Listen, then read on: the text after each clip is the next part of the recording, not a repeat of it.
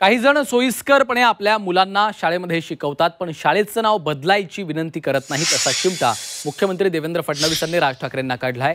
IIT बॉम्बेचं नाव IIT Mumbai केलं पाहिजे असं फडणवीस यांनी म्हटलेलं आहे। यासाठी आपण देशाचं मनुष्यबळ विकास मंत्री आणि पंतप्रधान नरेंद्र मोदी यांना पत्र लिहिणार असल्याची माहिती फडणवीसांनी दिली।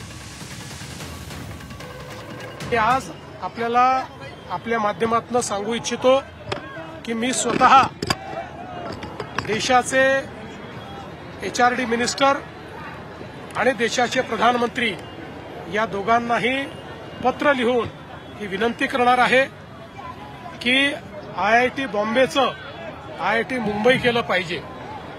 अर्थात हे सगळं करत असताना काही लोक सोयीस्करपणे